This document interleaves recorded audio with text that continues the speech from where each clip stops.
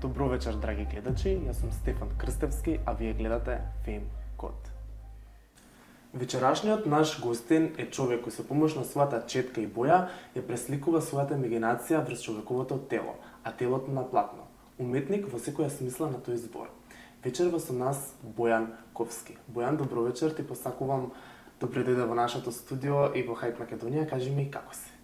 Одлично. Еве, на топло, конечно ми се допаѓа што кај вас во студио е доста ладничко, така да тоа што лето веќе нагло започна.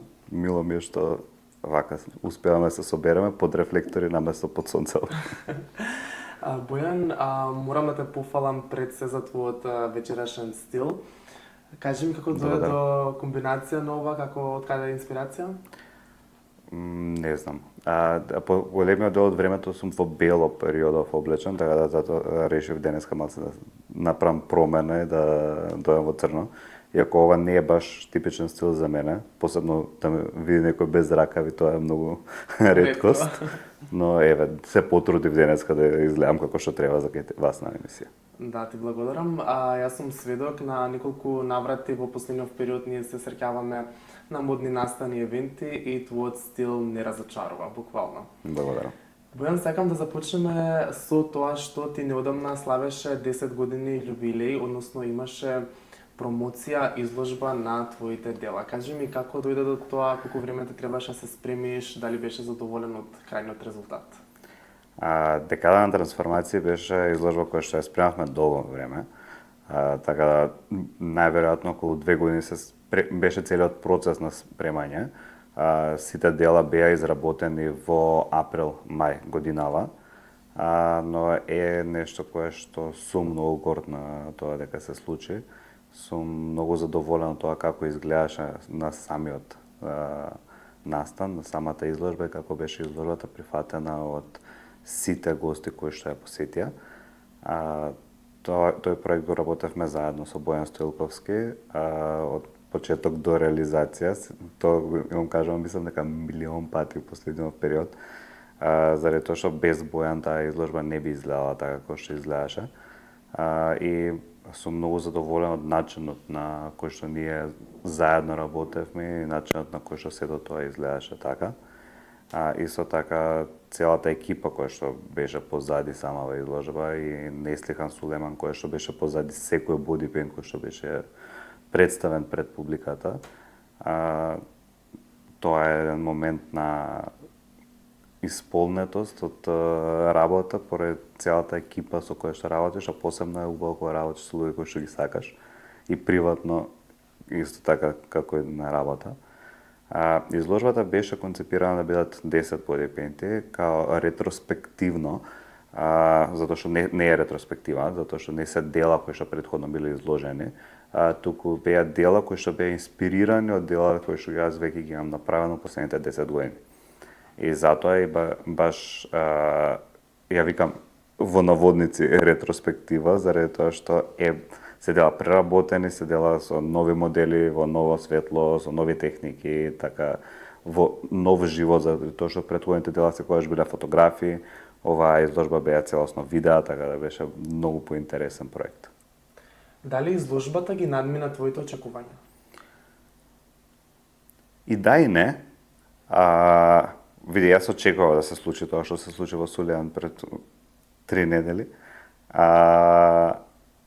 Но сметам дека секогаш може подобро и тоа е еден од моите двигатели уствари, дека тоа што е направено е супер и да го постигнавме тоа што сакавме, нама сега наредното мора да биде подобро. Дали сите гости кои ти беа поканети ти дојдоа и колку ти е важна тебе таа заедна соработка и поддршка помеѓу изведувачите и другите артисти? Види, самава изложба е од отворен карактер, така да секој беше поканен да дојде, така не дојдоа сите, затоа што поканети беа сите луѓе во Република Македонија. Така да, ама сум задоволен од целата група на луѓе кои што дојдоа, кои што посветија внимание на изложбата, што остана, што се забавува и на диџеите кои што беа после изложбата, кои што ужива во музиката на Наде Талевска, кои што ужива во вечерта со нас. Со тоа што не беше настан со покана, немаше гест листа на луѓе кои што требаше да дојдат, него си беше отворен настан и секој беше добре дојден на самата изложба. Бојан, сега сакам малку да поразговараме за твоите почетоци. Ти си дечко кој доаѓа од Куманово, си имаш преселено во Скопје за твоите студентски денови. Кажи ми како се одвиваше тој период, како ти беше, дали имаш некои милени мемории од факултетот, од тој период? Мислам дека сите мемории од факултетот ми се едно од омилените мемории, затоа што на факултетот за ликовна уметност во Скопје беше феноменална самата програма по која што учевме. Мојот ментор кој што ми се погоди, тоа е Антони Мазневски, кој што ме има научена поголемиот дел од работата која што јас ја работам сега, кој што целосно ни се има посветено на сите студенти да израснеме во луѓето кои што сме сега. Така да факултетот е нешто што на мене многу ми има обележано и сум многу среќен поради тоа што студирав баш у класата на Антони. После тоа селењето во Скопје не беше некој голем предизвик, заради тоа што Куманово е тука, блиску сме. Така да тој момент не го гледав како некоја пречка, да гледав пречка моментот што не знаев како да се исперам и не знаев да готвам и такви ствари. Па види, првата година мислам дека секоја недела у петок се враќав назад кај моите, мајка ми ме переше се уште, така да на стекот на време кога живееш сам учиш. Така да тој момент го надминавме многу лесно и сега сум многу среќен за сите лекции кои што ги добив за време на факултетските денови после тоа. Да, ете, секој е нешто носи по нешто научно. Како се одлучуваш токму за ликовните уметности, за таа сфера да се запишеш?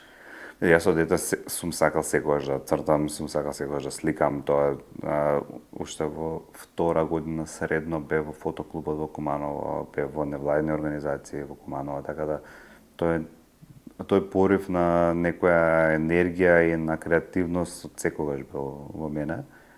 Со одлуката за ликовна академија беше па и се мислев. Тоа не беше дефинитивна одлука, јас дефинитивно одам на ликовна академија, беше као, ајде ќе пробам, ако ме примат, ќе одам, ако не, тогаш ќе бираме нешто друго. Така да, јас сакам да студирам биохемија, така тоа беше втората опција. Но првично ме... Првично ме примија на ФОН, кај Ношпао, со целосна стипендија за модерн дизајн. Но откако ја добив информацијата дека сум примен на Државниот факултет на УКЕМ на факултетот за ликовна уметност, бев као веќе кога влегов ова е нешто кое што би сакал да го работам цел живот и работата никогаш нема да ми биде работа, него секогаш ќе ми биде тоа што сакам да го правам. Да. Сега има многу моменти кога млади деца сакаат да се запишат на некоја ликовна уметност, дали тоа модерн дизајн или нешто слично таа сфера, но на пример родителите не ги поддржуваат или им викаат на пример тоа нема толку профит и им кажуваат да се запишат некој друго образование, некоја друга школа. Зошто е тоа така? Дали е тоа? Не знам, јас никогаш не сум го имал тој проблем, затоа што мојата фамилија секогаш била поддршка. Мојата фамилија секогаш биле присутни на секоја моја изложба, биле присутни на се што некогаш сум направил. Тој момент не сум го почувствувал, така не можам да го кажам дека е така или не е така, но да, од слушање од страна, тоа се случува многу често, но тоа е баш поради моментот, не поради тоа што дека родителите не сакаат или нешто такво, него тоа е некоја грижа која што има родителот на како сега детето ќе продолжи после натаму низ животот, а според се тоа што гледаме на филмови и такви ствари, уметниците се мачат, е многу помачен патот за да стигнеш до некаде со уметност, отколку што е редовното завршуваш факултет, се запослуваш и тераш тоа што си го учел. Значи ти си пример дека сепак може да се успее како уметник и да се бидеш и самостален и да имаш и профит од тоа? Зависи. Тоа е долг процес, не е од денес за утре. Мој пат, јас тој го истерав од типот на завршив факултет, после тоа се вработив во Модел ТВ, кај што работев како креативен директор и сум многу благодарен на Стивенс кој што ми даде прилика да го работам тоа.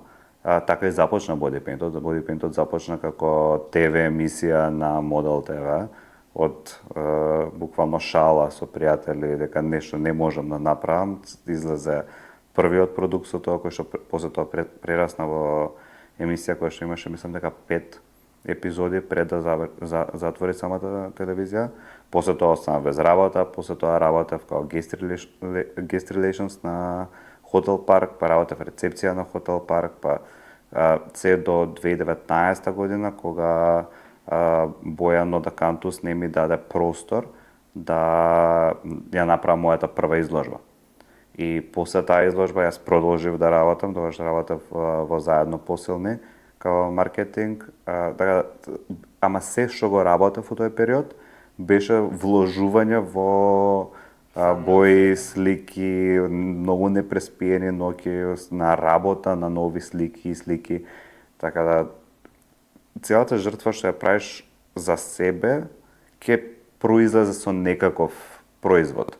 Тоа не секогаш ќе биде успешно, но сите неуспеси не учат на тоа што ќе биде понатаму и како да се промениме и што треба да се направи ново и да не одиме со глава во зид, него ќе се стигне до самото решение, но треба да пробаш неколку патишта кои што водат до таму. Што е посладко, финалниот производ или самиот пат до Процесот. Процесот е најинтересното нешто. Финалното е да завршаш и е многу убав дел за мене, затоа што тоа го правам секој пат кога ќе завршам дело, се ставам една чашка коњак и уживам во самиот момент, тоа трае околу 1 час и после што правиме сега ново. Затоа што процесот е тоа што те води, тоа што те храни за време на целиот тој дел на изработка, на припреми, на тоа е нашиот живот. Ти си редок, па можам да кажам и единствен, кој што се занимава со Body Paint. Колку тоа те импонира, колку тоа има важно за тебе, што се баш ти од цела Македонија? Јас многу би сакал да имам и други луѓе кои што го работат со тоа. И затоа цело време ја спомнувам Несликан Сулеман, која што е феноменална во тоа. Она работи со мене и за мене, но би бил многу среќен и да видам нејзини самостални дела со Body Paint и нејзината продукција. И топло го препорачувам овој медиум, затоа што е многу захтевен, некогаш и неблагодарен, но е нешто што не можеш да го искусиш со класичното сликарство. Иако класичното сликарство е мојата прва љубов и тоа секогаш ќе остане, така, Body Paint-от е нешто кое што мене ме постави на сцената тука. Морам да признам дека мојот пат за масло на платно ќе беше многу потежок да не го имав Body Paint-от. Затоа што Body Paint-от ме стави на радар, ме стави на телевизија, ме стави на емисии, ме стави пред камера, пред луѓе, ме научи како да се однесувам во тој поглед. И после тоа кога ја направив првата изложба на масло на платно, беше се многу полесно. Помина точно 10 години од кога ти започна со Body Paint. Кажи ми што научи во текот на овие 10 години и каде се гледаш во следните 10 години? Многу ствари научив во последните 10 години. Научив како се работи Body Paint првично. Затоа што кога започнав со тоа беше многу аматерски и толку многу тешко за вадење и со бои кои што не беа прилагодени за Body Paint и сум многу благодарен дека се уште сум у комуникација со луѓето кои што ми беа првите модели. Морам да ја издвојам Ана Ежова и Леоард Лека кои што ги имам работено со акрил на тело, што не е препорачливо и навистина непрофесионално. но за почеток и за момент на дека јас не знаев воопшто како се прави тоа, немав никаков претходен тренинг, целосно сам учев на што и како треба ова да изгледа. Сум благодарен што они останаа со мене и после тоа дека имаме направено уште многу проекти у последниве неколку години со нив. Научив техника, научив како да се постави тело, затоа што кога работиш на тело, тоа е движечка фигура. И тоа што го поставуваш и тоа како ќе го насликаш не секогаш значи дека ќе изгледа баш како ти го имаш замислено. Затоа што секој момент како ќе се заврти телото, тоа изгледа различно и не можеш тоа да го предвидиш секогаш. Научив многу комуникација со луѓе, заради тоа што е долг процес и многу често ќе седнеш и ќе почнеш да правиш муабет и тоа муабет може да се исцркви многу брзо, а не е нешто што треба да се случи. Така да научив комуникација на луѓе, научив техники, научив се спознав себе си, научив кој е мојот сензибилитет за ова, што јас сакам да работам, што јас сакам да насликам, што мене ми исполнува и што сакам да презентирам пред публиката. Каде се гледаш во следните 10 години? Во следните 10 години не знам кај се гледам. Имам неколку проекти кои што ми се навидели на кои што сакам да ги заработам, но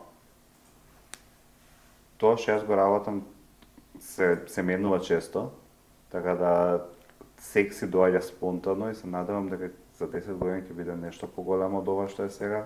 Или можеби ќе почнеш некој друг правец од сега по до следните 10 години?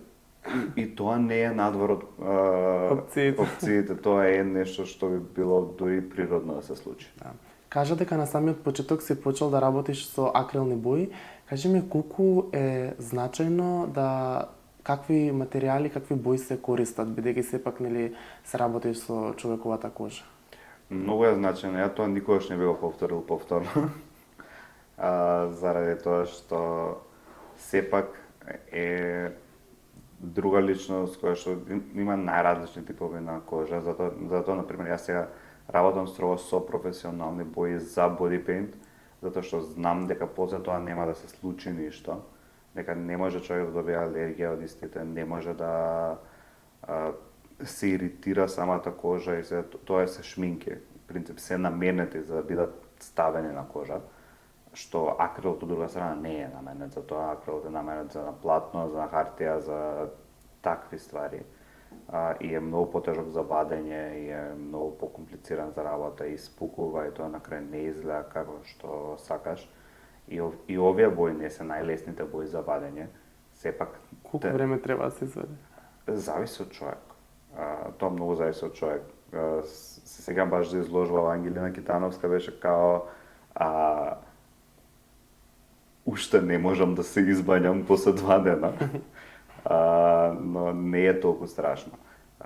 Например, јас се имам вадено од себе, тоа го правам за саат време, сум целосно чист. Така да многу зависи од човекот, зависи од каква купка се користи, со што се бањаш и се до тоа. Кажа дека кога сликате некогаш се зазборуваш со клиентите, па колку време треба да се дојде до финалниот производ? Колку часа? Никогаш нема да ги кажам клиенти, затоа што секад поголемиот дел од луѓето со кои што сум работел и за кои што сум работел, ги сметам за соработници, пријатели, затоа што не можеш да не се здружиш после толку голем период помена заедно. Види, стандарден body paint може да се заврши и за 2 часа, зависно за што е самата работа. Може да трае многу подолго. Например, со калтрина body paint што го работевме за изложбата траеше 12 часа, но тоа беше редење на циркони. Низиното тело беа наредени 15.000 циркони еден по еден. Што мислам дека и јас, и асистентката, и калтрина, и сите полудевме до крај на завршување на самиот body paint. Но сепак испадна, затоа изгледа така како што изгледа, што повеќе време посветиш. И што покомплексен е body paintот за мене лично, изгледа поубаво и се доловува повеќе тоа ја што сакам да го представам. Бојан, дали никогаш ти е непријатно на тебе или на самиот модел, што сепак нели се работи за телото, па дали имало никогаш некои непријатни моменти или нешто, некој модел да имал некој срам? Тоа е исто кога да прашаш скулптор дали му е непријатно да направи акт. Затоа што јас самите модели кога ќе застанат пред мене и кога ќе почнам со работа ги гледам како објект. Не го гледам како живо тело, не го гледам како вулгарно, не го гледам како буквално е објект кој што јас треба да го насликам и истиот да служи за некоја намена. Дали тоа е некој фотосесија, дали е за изложба, дали е за клиент, дали е за настап, е некоја намена на која телото како објект ќе биде представено пред публиката, за да ја анимира публиката, за да предизвика нешто кон публиката, да направи некое чувство, да направи некој момент на гледачот кој што ќе се сеќава на самиот настан или на делото натаму. Така не сум имал лично некоја непријатна ситуација. Посебно заради тоа што сметам дека со сите со кои што сум работел и мојот начин на работа е доста професионален, така да не се случило некој момент да некој се почувствува навредено или непријатно од мене, а ниту јас сум го добил тој момент од било кој. Од каде ја црпеш самата инспирација за твоите цртежи? Дали само ти доаѓа по себе или гледаш од, например, некој друг уметник? Како доаѓаш до финалниот изглед? Многу зависи на доколку е настан, што е побарано од мене. Тогаш се прилагодуваш кон тоа што клиентот бара. А кога работам за себе, тоа е најчесто од мои лични искуства, од мои лични погоди или мои залагања за различни проблеми ни светот или нешто што на мене ми се допаѓа. У принцип не гледам многу од други уметници заради тоа што се уште сакам да си останам свој. Иако имам, мислам дека огромна архива на скриншоти на телефонот од фейспейнти, од бодипейнти, од други уметници кои што би сакал да ги изработам. Иако секако тоа ќе биде со референца кон уметникот кој што го има изработено тоа претходно. Но се уште мислам дека не ми исцрпена мојата креативност и оставам на тоа да се доразвие натаму. Дали имаш започнато некогаш нешто да сликаш, па да завршиш со скроз друг резултат? Например, да се промени процес? Да, тоа се случи сега за снимањето на говорот на мојата изложба. Јас почнав нешто тотално различно за тоа како јас сакав да изгледам на говорот и го работев тоа, мислам дека 3 часа потрошив на тој проект. Кога кажав ова не ми се допаѓа, само се јавив на Бојан, викам Бојан не доаѓа у 7, нема да бидам готов, јас моментално се бришам И од почеток. и почнувам од почеток. И се случило неколку навреди, и тоа е нормално. Тоа е нормално во бодипейнтот, тоа е нормално во масло на платно, тоа е моментот кој ќе е подобро некогаш да престанеш, него да туркаш, затоа што на крај никогаш нема да бидеш задоволен. Затоа што никогаш е многу подобро да се почне од почеток. И тоа е за се, не само за уметност, тоа е буквално и за животот. Дека е подобро да тераш, да ставиш се на страна, да почнеш од почеток и да добиеш нешто што на крај ќе бидеш навистина задоволен, а не нешто што као па како смо се надали, добро смо се удали. Бојан, ти освен што сликаш и црташ на другите луѓе, ти често знаеш и на себе да направиш некој изглед, па што ти е полесно, да црташ на други или на сам? Секогаш е полесно на други. Не сум некој голем фан на себе да работам, иако е нешто што го правам и е доста интересно, ама е многу потешко, заради тоа што кога работиш на друг, ја гледаш фигурата пред тебе и секој момент знаеш точно како изгледа. Кога работиш на себе, се гледаш во гледало и не секогаш можеш да видиш се. Затоа што кога се сликам самиот себе, ја не можам да видам точно како изгледам тука. А дали си перфекционист? Сум тежок. Добро, тоа е може би до некаде и добра карактеристика. Зависи. Некојаш не е најдобра, ама функционира. Да. Дали мислиш дека македонското општество и култура е спремно и разбира ваков тип на уметност, бидејќи може да се најдат некои негативни коментари дека е недолично или некој нешто слично, па кој е твоето Види, јас сум 10 години на сцена, така да најверојатно е спремно за ова уметност и повеќе коментари имаше на почетокот, сега е одлично прифатена, јас сум многу задоволен од мојата публика. Кој ти бил најголемиот предизвик во твојата кариера? Имам неколку, така да еве сега ќе ја ставам Калптрина као предизвик за цирконите, затоа што тоа беше веќе еднаш го имав работено со Ангелина Китановска за претходната изложба и тоа не излезе баш јас како што сакав на крај, заради тоа што мојата техника не беше доволно добра, лепокот со кој што работев за тие циркони не беше тоа што сака, не го постигнуваше тоа што сака да го постигнам. Така, тоа беше голем предизвик, а посебно време траењето на тоа беше голем предизвик. Голем предизвик беше снимањето на спотот за Дино Мерлин во 2021 година, мислам дека се случуваше тоа, затоа што тоа беа 10 модели за 4 часот за кои што требаше да се завршат и тоа беше буквално турбо работа, посебно се снимаше во брод под палубата, бродот движеше, не беше октомври или ноември беше, не секам баш точно, беше ладно, да, тоа беше доста голем предизвик за мене и се тоа и целиот овој пат е еден вид на предизвик, заради тоа што одиш територија која што не знаеш баш како функционира, си правиш своја, е предизвик и самиот пат за бодипейнт во Македонија. Што мислиш дека недостасува на македонската уметничка сцена? Можности. Сметам дека на македонската уметничка сцена недостасуваат можности направени за уметниците да можат да творат и да се трудат повеќе за да постигнат нешто. Сметам дека нашата држава треба да има многу поголема програма за уметници. Сметам дека компаниите кои што се во нашата држава треба многу повеќе се залагаат за уметниците на државата и дека треба да се вложува многу повеќе во истото. Сметам дека популацијата која што се љубители и луѓе кои што живеат во било што, дали е стан или куќа, треба да придонесува за истото, дека поддршката кон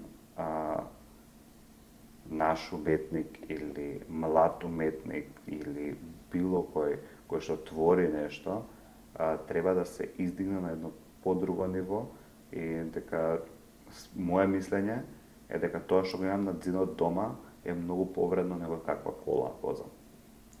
Дали имаш ти некои омилени артисти и уметници од каде што црпеш инспирација? Кои ти се онака некои топ артисти? Може да си од светот, Балканот. Мои омилени артисти, јас имам многу омилени артисти. Така да тоа не е нешто што ме инспирира толку многу, колку што ме инспирира мојот мозок. Мојот мозок мислам дека е нешто што најмногу ме инспирира, тоа што има цело време нешто ново кое што треба да се ова, но сепак можам да кажам дека ние не измислуваме ништо ново сега, до сега измислено, сите дела се веќе направени, сега се само нови реиздања, ми рекол.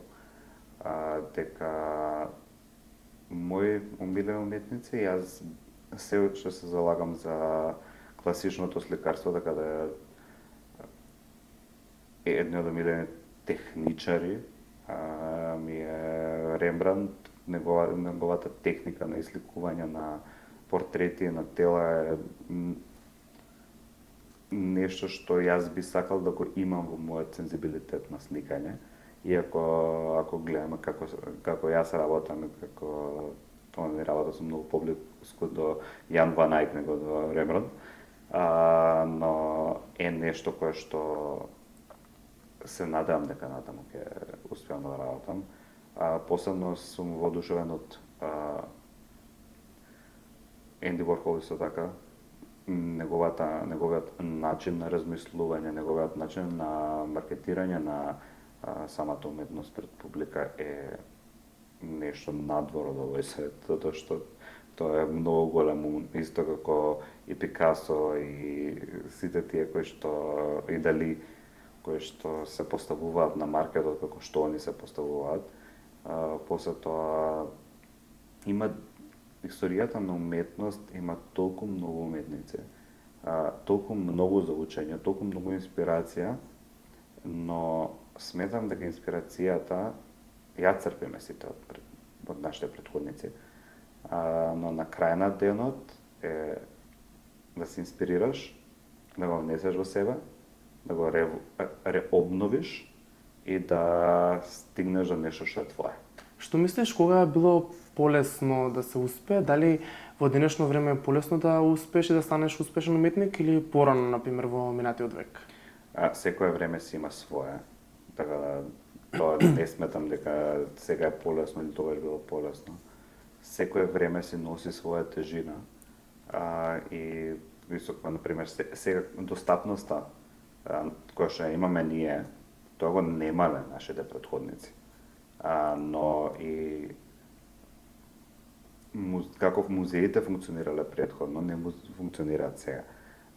Така, секое време си носи своја тежина и не може да се каже дали е полесно или потешко, затоа што јас нема да можам да го сватам тоа што било претходно, исто како што мислам дека моите претходници не би го свателе тоа што ние го правиме сега.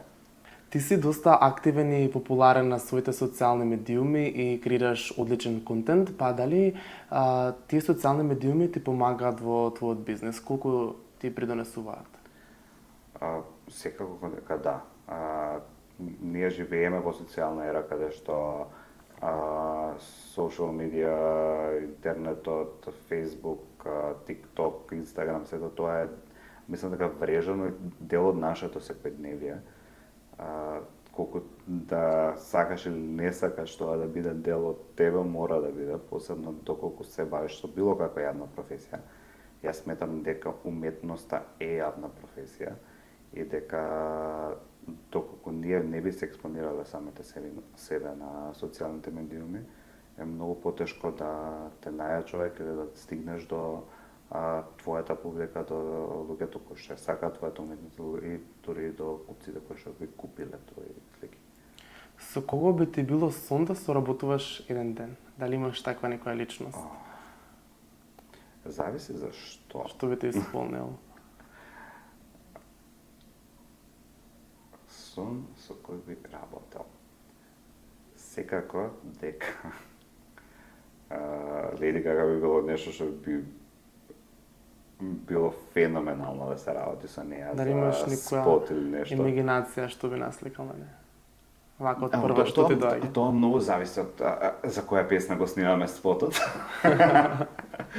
Ама е нешто што би го работел. Мислам дека не би можел да имам имагинација што би насликал на неја, затоа што сметам дека кога ќе го запознаеш човекот лично или кога ќе воспоставиш некаков контакт, е многу по интимна самата релација, многу повеќе можеш да го осетиш и да го направиш тоа што ќе биде взаемно и ќе може и самиот модел да го износи. Јас сега можам да имам милиони идеи, ама тоа е најверојатно нешто што нема да се исполни, затоа што кога ќе се прави самиот план, го учиш човекот, учиш какво е моје движењето, учиш што може да износи, што не може да износи, како може да го смени самиот карактер кој се види на сликата.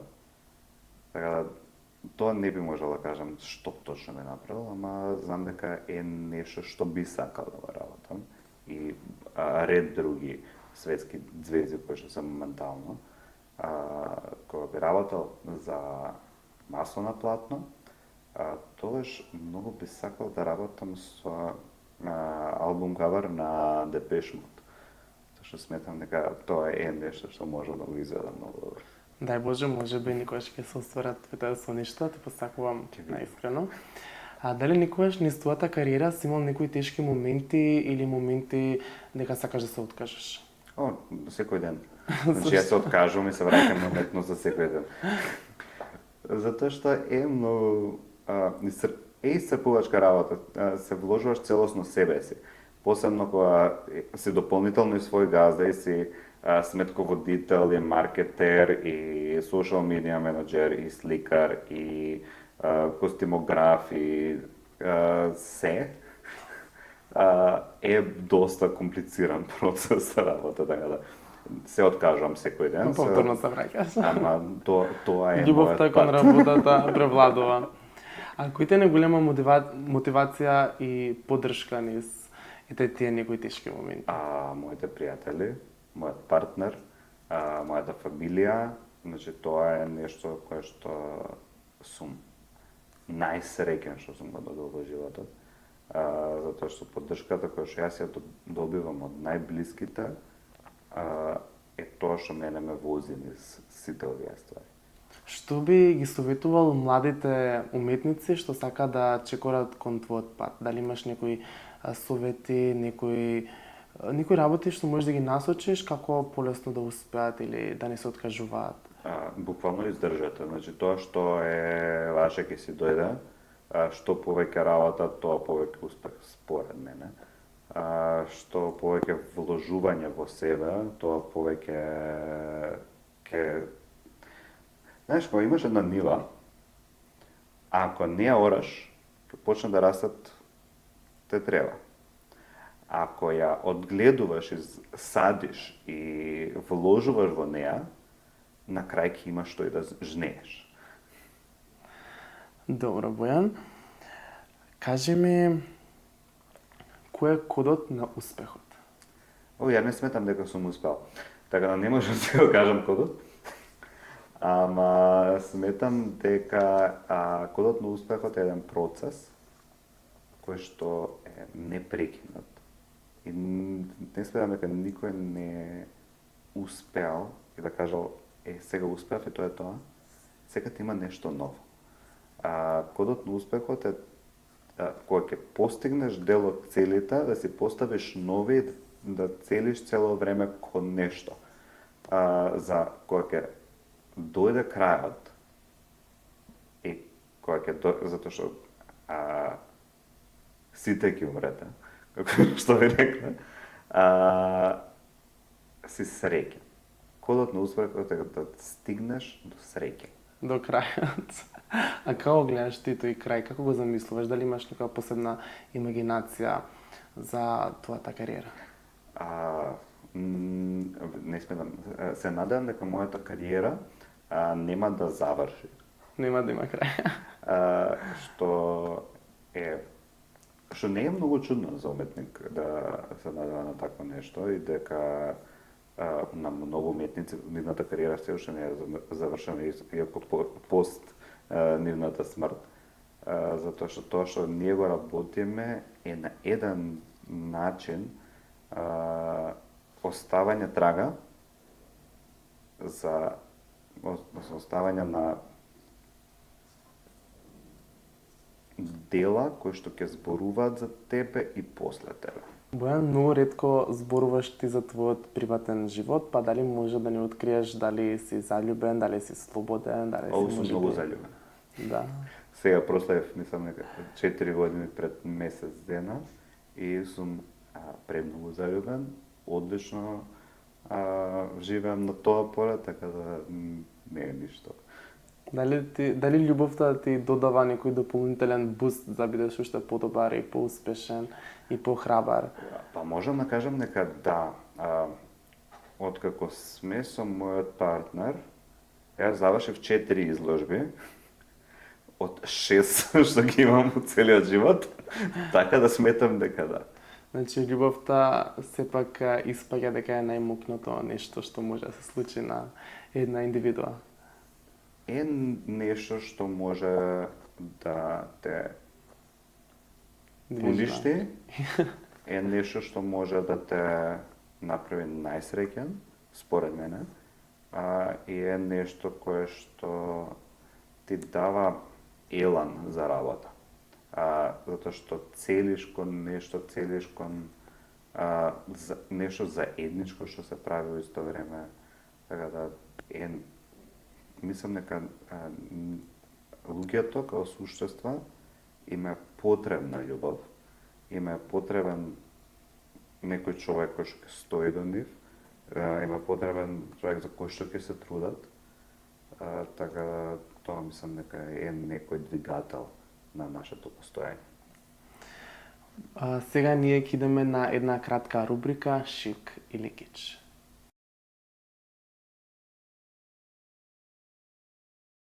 Бојан, во оваа рубрика разговараме, ќе ти дадам некои, па можам да кажам, модни трендови и сакам да ми кажеш твое искрено мислење за нив, дали се шик или кич според тебе.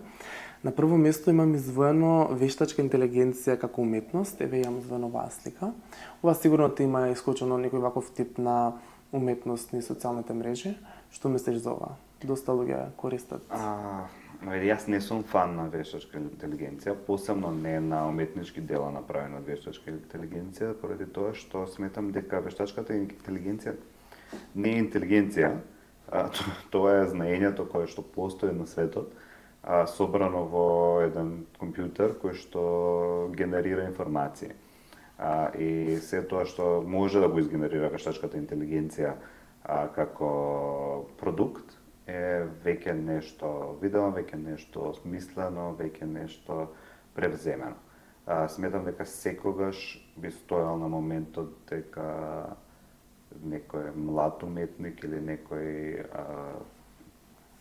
уметник тоа што ќе го направи е многу повредно и да, сликата изгледа фино, ама не е нешто што јас би го поддржал. Следно имаме реплика на познати дела што докато ги пременуваат во својот дом. И на тоа не се ова е Веласкес, ова е девојката со бисерна обетка. Да. И е феноменална. Феноменална слика, феноменално дело. И да, доста голем дел од луѓето прават реплики. И повторно ќе кажам дека секогаш повеќе ќе вреди да се купи дело од млад уметник него да се направи реплика и да се платат пари за печатење и врамување на нешто што не е оригинално дело и нема никакво значење на тоа. Следно имаме тетоважите како уметност, како ти се допаѓа овој некој тренд? Јас сум поддржуваш за тетоважи како уметност. И секогаш сметам дека сама тетоважа треба да има некакво значење за да биде поставена на нечие тело, посебно поради моментот што кога ќе тетоважа да станува дел од тебе. И ако не си спремен дека тоа треба да гледаш цел живот, не сметам дека треба да биде ставено. Но тетоважи како уметност е нешто многу интересно и е нешто кое што на мене навистина ми се допаѓа. Следно имаме луѓе што практикуваат да носат брендови со огромни логоа на нив. Ја преферирам да носам ствари кои што се без лого на мене, така да тоа не би можел да го поддржам. Не, добро. И за крај имаме минимализам во уметноста. Тие некои минимални дизајни. Јас сум целосно поддржувач на тоа. Сметам дека минимализмот е некое движење кое што јас не го практикувам, затоа што јас сакам максимализам, јас сакам и кич, јас сакам и многу ствари да се дешаваат на исто место. Што повеќе тоа подобро. Тоа е некој мој начин на работа, иако минимализмот е нешто многу едноставно, може да се пренесе многу убава порака, многу лесно, заради тоа што човековото око е научено да што види нешто да веднаш го асоцира на тоа што треба да биде асоциран. Така да минимализмот како уметност е многу правци. Тоа, например, како изгледа Мондриан, тоа е он е пейсажист првично, после тоа доаѓа моментот кај што ги работи коцките. Значи он дрвјата ги сведува на линии и основните бои кои што се жолтата, сината и црвената. Тоа од оваа рубрика, драги гледачи, а ние идеме на следната рубрика Топ 5. Во оваа рубрика имам издвоено некои наши 5 уметници кои што сакам Бојан да ми каже искрено мислење, дали имаш никогаш на пример нешто соработувано со нив. На прво место имаме Лилја Прентовиќ. Како ти се допаѓа Лилја, дали имате? Она е одлична. Значи со неја се запознавме ми правеше интервју на Урбан FM, заедно со Еха. Девојката е феноменална, одлични се делата, така да за неја не би имало нешто поише. На следно место го имаме Драган Божино. Исто, он е одличен, он мислам дека работи тату, исто така. Супер е, делата му се одлични. Нема направена изложба подолг период. Мислам дека последната изложба на која што сум бил беше пред 3-4 години. Така да, Драган, треба да поработиш, да видиме нешто ново. Следно го имаме Стефан Младеновски. Стефан Младеновски е исто одличен графичар. Он е помал од мене, мислам дека 3-4 години помал од мене. Има завршена графика на Ликовна академија и е феноменален графичар, така да секоја чест. Следно Никола Тренов. Никола Тренов исто е доста интересен уметник и многу јаки бои, многу он е поекспресивен, така да исто не можам да кажам ништо лошо за тоа што сте навистина добри. Давор Кешкец е одличен и е одличен пример за он си има свој правец, сметам, во уметноста и мислам дека се го има најдено и својот јазик на кој што говори, на кој што се представува пред публиката. Мислам дека е дечко кој што неуморно работи, неговите дела може да се видат и на многу места низ Скопје. Муралите во последно време што ги работи се исто така феноменални. Така да само нека продолжи да работи на одличен пат, така да Давор Кешкец навистина си направи име и бренд за себе. Како уметник во Македонија, тоа е навистина за аплауз. Бојан, тоа е и тоа од оваа рубрика. Да се заблагодарам уште еднаш што беше мој вечерашен гостин. Се надевам се помина убаво. Заблагодарам на тебе што ме покани на ова интервју. Навистина ми значи дека поддржувате уметност, ми значи дека посетувате настани, ми значи дека сте тука за сите видови на уметност и настани низ Македонија, затоа што тоа е нешто што навистина ни фали тука и сметам дека медиумите навистина можат многу повеќе да направат за културата во Македонија. Ви се заблагодарувам и на вас уште еднаш, драги гледачи, што останавте со нас до самиот крај, што ги гледате и поддржувате нашите претходни емисии и што не следите на нашите социјални медиуми на Hype Македонија, а ние се гледаме следната недела во 20 часот.